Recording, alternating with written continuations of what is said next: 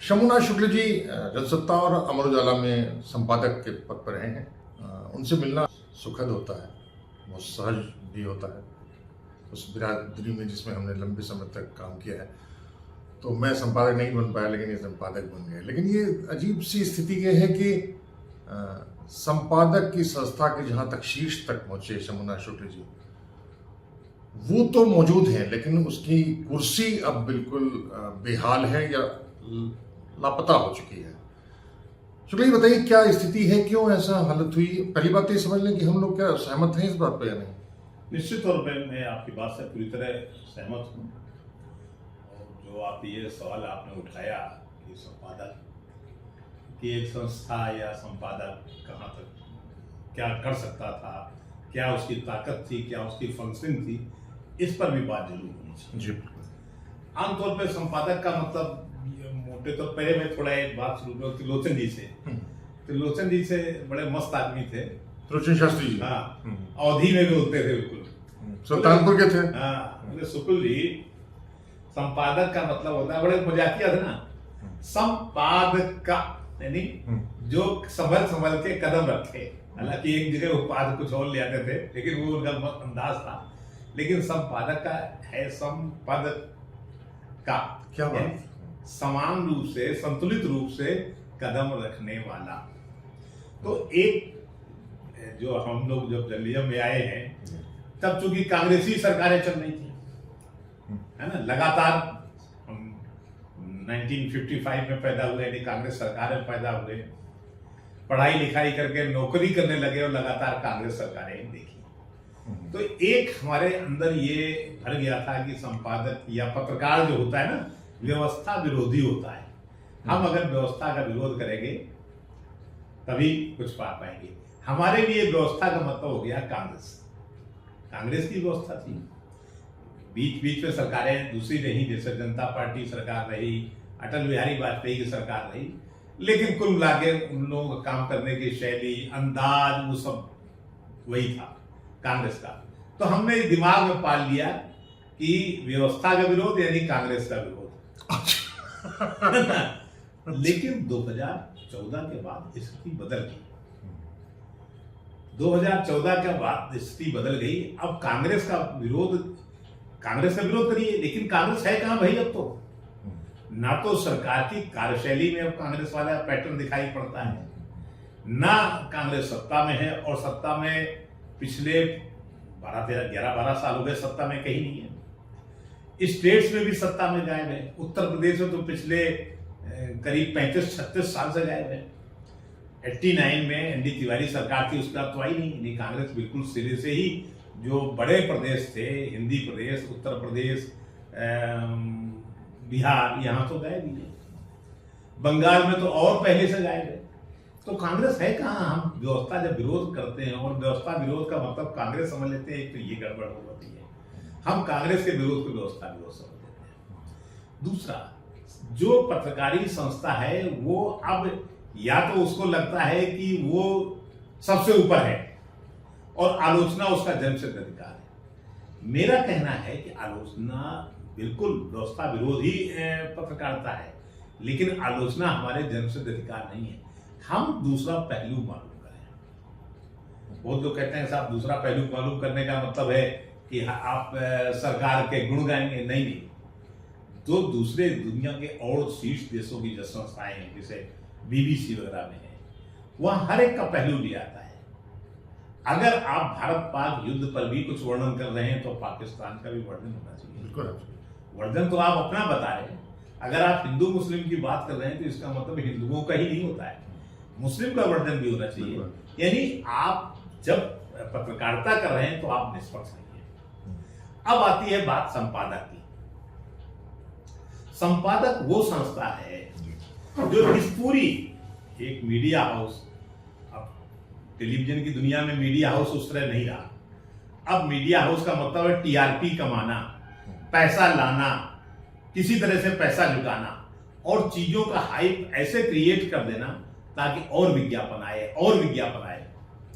जैसे हम लोग चूंकि अखबारी दुनिया से आए हुए हैं, ये होता था कि पहले पेज में विज्ञापन नहीं जाएगा, अब पहला दूसरा तीसरा चौथा कवर पेज जो है विज्ञापनों से भरा होता है, 5वें पेज से अखबार शुरू होता है। तब ये नहीं था, पहले पेज पे विज्ञापन नहीं जाएगा। जो हम लोग शुरू में जनसत्ता में काम करने आए तो पहले पेज में विज्ञापन बना था। फिर ये हुआ कि मैक्सिमम 25% दे सकते हैं, यानी 1/4। आज उसी इंडियन एक्सप्रेस ग्रुप में 5-5, 6-6 पेज जो है शुरू के, वो विज्ञापनों से भरे होते हैं। दूसरी तरफ दूरदर्शन ने हाइप क्रिएट किया भी, भारत पाकिस्तान या ऐसी चीजें जिनसे एक सनसनी फैलती है। उस सनसनी का क्या मतलब, अचानक सनसनी फैला के फिर रोक देंगे, विज्ञापन लेंगे। अरे भैया, बहुत बड़े देशभक्त हो, हमें आपकी देशभक्ति पर कोई शक नहीं, आप हिंदुस्तान को बहुत महान बता रहे हो, तो कुछ बलिदान आप भी करिए ना। थोड़ी देर के लिए विज्ञापन बंद कर दीजिए कि अब इतने दिन तक हम विज्ञापन नहीं दिखाएंगे, सिर्फ भारत पाक के तनातनी दिखाते रहेंगे। बीच में तो आप विज्ञापन ले आते हो। मोदी का जो प्रसारण हुआ है उसमें जूते चप्पल का विज्ञापन, तो आप कोई भी ऐसा नहीं है जो इस तरह की अराजकता को संतुलित कर सके। इसीलिए कुछ लोग इसे गोदी मीडिया कहते हैं। गोदी मीडिया मतलब सरकार की गोद में बैठकर लिखने वाले, है ना। तो इस तरह की जब मीडिया हो गई, दूसरी तरफ जो वो मीडिया है जो यूट्यूबर्स हैं, वो भी एक तरह से वो या तो अपोजिशन, कुछ लोग तो सीधे सीधे अपोजिशन की गोद में बैठे हुए। तो इस तरह से हम सिर्फ ये इस तरह ना तो व्यवस्था विरोध होता है, इस तरह सिर्फ व्यक्ति विरोध होता है। पत्रकारिता व्यक्ति विरोध की राजनीति नहीं है, पत्रकारिता व्यवस्था विरोध की बात है। जब हम व्यवस्था विरोध की बात करते हैं, उसमें सरकार की हर तरह की कामकाज की शैली भी आती है, और अपोजिशन का ये भी आते हैं कि अपोजिशन कहां कहां चूक रहा है, किन किन जगह को उसे बोलना चाहिए और शांति चुप्पी साध गया, क्यों साध गया भाई। सवाल तो उनसे भी खड़े करने चाहिए ना। तो एक अच्छी पत्रकारिता ये है जिसमें आप सत्ता पक्ष अपोजिशन दोनों को सामने रखें, बात करें। दूसरे, हमारे समाज में जो बहुत सारी कमियां हैं, हमारे सोचने का जो तरीका है, उसका माइंडसेट बदले। एक पत्रकार, एक अखबार, एक मीडिया हाउस के कुछ लोग बड़े उनके गहरे, जिसे आप भक्त कह सकते हैं, पाठक या व्यूअर होते हैं। अगर उनका हमें माइंडसेट चेंज करना, हमें बताना है कि देखिए असली पत्रकारिता क्या है, हम आपको सच से रूबरू करा रहे हैं। पहले आमतौर पे अखबारों की एक टैगलाइन हुआ करती थी, जनसत्ता की टैगलाइन थी, सबको खबर दे, सबकी खबर दे। यानी हम सबको इन्फॉर्म भी करेंगे लेकिन छोड़ेंगे किसी को नहीं, सबकी खबर दे। उसमें पक्ष हो या विपक्ष हो, सबकी खबर भी लेंगे। तो ये इस तरह जो सच का या इस तरह कुछ टैगलाइन होती थी, तो हम उस तरह के पाठक बनाते थे जो हमारे साथ जुड़ेंगे। अब किसी भी अखबार में, किसी भी मीडिया हाउस में, किसी भी टीवी में कहाँ है भाई, वो तो टीआरपी के लिए खबरें देते हैं। वो खबरें आपको परोस रहे अपनी पाठक संख्या बढ़ाने के लिए, अपने टीआरपी बढ़ाने के लिए, अपनी व्यूअरशिप बढ़ाने के लिए और विज्ञापन बढ़ाने के लिए। संपादक तो बीच में रहा ही नहीं। संपादक तो वो हो गया जो टीआरपी बढ़ाने के खेल को और आगे बढ़ाए, यानी उस दिशा में काम करे कैसे टीआरपी बढ़े, उस दिशा में काम करे कैसे विज्ञापन आए, किस तरह से विज्ञापन बटोरा जाए। बीच में एक दौर चला था पेड न्यूज का, ये बात है 90s के बाद, खासतौर पर 90s से शुरू हो गया था। नरसिंह राव सरकार का पतन हुआ जब, उसके बाद ये दौर चला कि विज्ञापन जो है वो जगह खरीदने लगे। यानी जब चुनाव होते थे तो राजनेता जगह खरीदे, ये जगह हमारी है। तो शुरू में ये होता था पेड न्यूज, भाई कुछ पत्रकारों को मोबिलाइज कर दिया, वो उनके पक्ष में थोड़ा बहुत दे देता था जो जहां है कि इसकी हवा चल रही है। लेकिन उसके बाद एक वो स्थिति आ गई कि सीधे संपादक खरीदे जाने लगे कि हम आपको पता लगा कोई एक विपक्ष का बड़ा नेता है, उसने कहा साहब राष्ट्रीय अखबार है आपको, हम आपको इतने करोड़ देंगे, आप हमारे पक्ष में थोड़ा माहौल बनाओगे। माहौल बनाने का मतलब संपादकीय लिखवाओगे, रिपोर्टिंग उसी तरह कराओगे। फिर वो संपादक बड़े उससे देखता था कि रिपोर्टिंग उसी तरह होगा। ये बात जब मालिकों को पता चली तो उनका अच्छा अखबार हमारा है, फिर पैसा तुम बटोर रहे।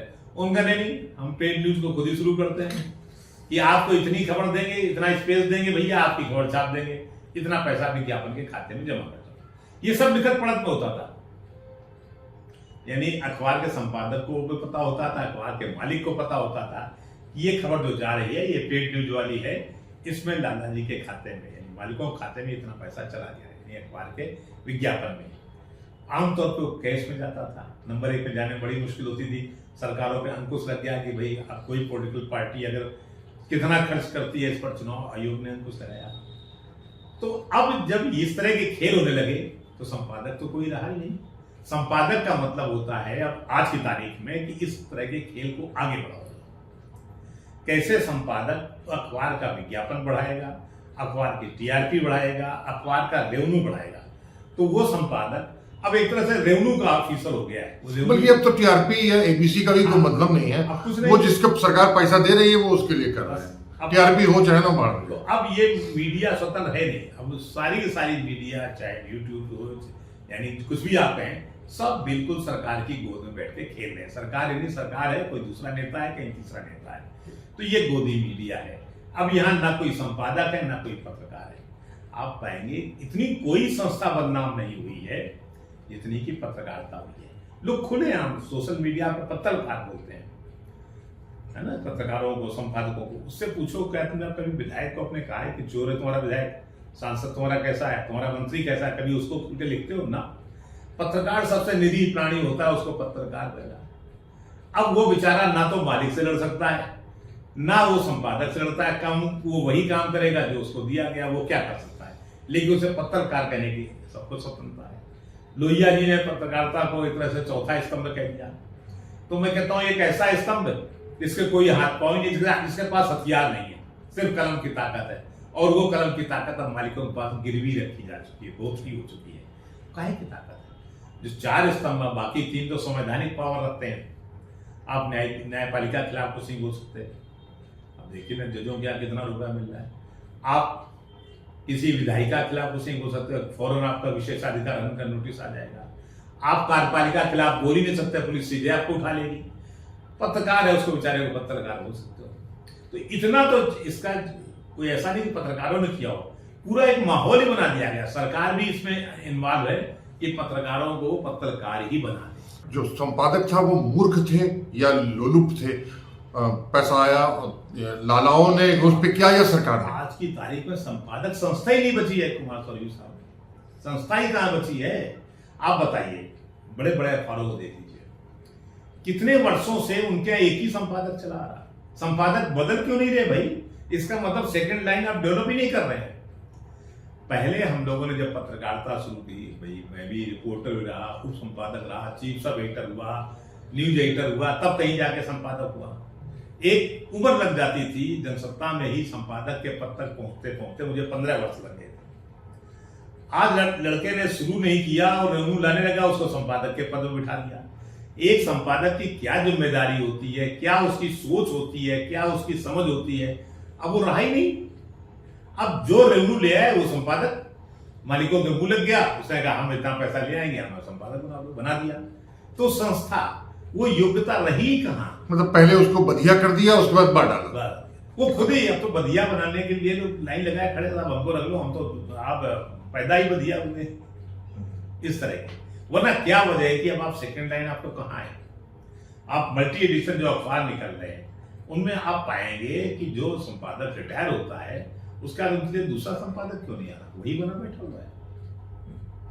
बड़े बड़े ग्रुप का यही हाल है, संपादक बदल क्यों नहीं रहे हो भाई? क्या ये भी तो एक नया चरित्र आया कि पहले पेड न्यूज के तौर पे आना, उसके बाद फिर विज्ञापन के स्तर पे फिर सरकारी समर्थन। अब सुधीर चौधरी ने नवीन जिंदल से 100 करोड़ की रंगबाजी हुई थी, ये एक आपराधिक चरित्र आ गया। अब कोई चरित्र, संपादक का कोई चरित्र ही नहीं रह गया है भाई। सुधीर चौधरी एक एंकर है, हम तो उनको संपादक मानते नहीं। संपादक के तौर पर क्या देखते हैं?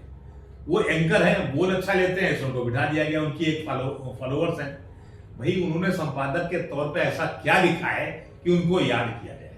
उनका योगदान क्या है पत्रकारी? तुर्कमान गेट पे 2007 में इन्होंने उमा खुराना को नंगा करके पिटवा दिया। उनका अपना योगदान इन जितने भी एंकर उनका क्या है? कोई योगदान तो उनका है नहीं भाई। पहले एक रिपोर्टर होता था, धुआंधार लिखता था, हम लोग देखते थे कितनी खबरें आती थी। खबरें तो कहाँ है? किसी भी अखबार को पलट डालिए, इवन आप अंग्रेजी अखबार इंडियन एक्सप्रेस को पलट डालिए, आपको खबर मिलती कहाँ है? पहले हम लोग खबर पढ़ते थे, एंकर पढ़ लें, लीड देखें क्या है, बॉटम क्या है, अंदर के पन्नों में क्या है, राज्यों के पन्ने पे क्या है, देश के पन्ने पे क्या है, खेल क्या है, तो कुछ हो ही नहीं। यानी अब समाचार की संस्था अब खत्म हो गई, अफवाहों का बाजार शुरू। एक तरह की जैसे सोशल मीडिया, उसी तरह अखबार होता है। मेन स्ट्रीम मीडिया की अब मार्केट में कोई साख नहीं बची है। जब साख नहीं बची तो संपादक नाम की संस्था स्वतः खत्म हो जाएगी और खत्म हो रही है। आने वाले वर्षों में शायद संपादक का नाम लिखना ही बंद कर दें। भविष्य क्या होगा? भविष्य कुछ नहीं है। भविष्य मीडिया मुझे लगता है सोशल मीडिया ही कब्जा कर लेगा कि आप जो जैसे अड्डेबाजी पहले होती थी, मैं कलकत्ता में देखा करता था, लोग चाय पी रहे हैं, बहस कर रहे हैं, छोटे शहरों में सब होता था, या कैरम खेल रहे हैं, कैरम क्लब बने हुए हैं, इसी तरह का वो एक क्लबबाजी है, एक अड्डेबाजी है। लोगों को दिलचस्पी नहीं है, लोग अब टीवी उसी में देख लेते हैं, सोशल मीडिया में देख लेंगे या अखबार को अपने इसमें देख लेते हैं मोबाइल पे। कहाँ अखबार किसके यहाँ? कोई नहीं। देखिए पहले जब अखबार नहीं निकलते थे, सूचना का आदान प्रदान तब क्यों होता था? तब मुझे याद है दिनमान में एक कवर स्टोरी छपी थी, वही गंगा मैया तो पियरी चढ़ी, वो जो फिल्म आई थी भोजपुरी ट्विटर पे, कि गंगा में अचानक पीली चादरें चढ़ने लगी। जैसे अफवाहों का था ना, दूध गणेश जी दूध पीने लगे और वो पूरे देश में एक साथ फैल गई। उसको फैलने में यही कानाफूसी का ज्यादा तरफ रहा, यानी एक से दूसरा, दूसरा तीसरा। तो इसी तरह अब अखबार होते जा रहे हैं, खबरें होती जा रही हैं, हम और आप चर्चा कर रहे हैं, तीसरे से गई, चौथे गई, वो पता लगा देश भर में फैल गई। लेकिन वो जो हम गाइडलाइन सोचते थे कि अखबार से हम ये तय करें कि हम भाई किसको वोट करेंगे, कौन सी सरकार ज्यादा बेहतर हमारे लिए काम कर रही, कौन सी सरकार लोक कल्याणकारी होगी, कौन सा नेता लोक कल्याण के बारे में सोचता है।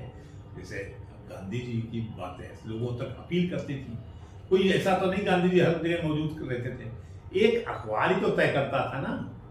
जो अकबर इलाहाबादी साहब ने कहा है, जब तो मुकाबिल हो तो अखबार निकालो। अब कुछ नहीं, अखबार कोई मतलब नहीं रहा, अखबार तो बहुत सा हथियार बन चुका है। तो ना अखबार रहे, ना पत्रकार रहे, ना संपादक रहे, और आने वाले दिनों में इससे भी खराब स्थिति हो जाएगी। टीवी, अखबार तो अपनी क्रेडिबिलिटी खो चुके हैं, टीवी खो चुका है, कोई टीवी नहीं देता। तो ये है शमुना शुक्ला जी। अगली बार फिर दूसरे मसले पर, किसी दूसरे स्थान पर, किन दूसरे लोगों के साथ हम फिर हाजिर होंगे। तब तक दुलती ले कुमार से को इजाजत दीजिए। नमस्कार।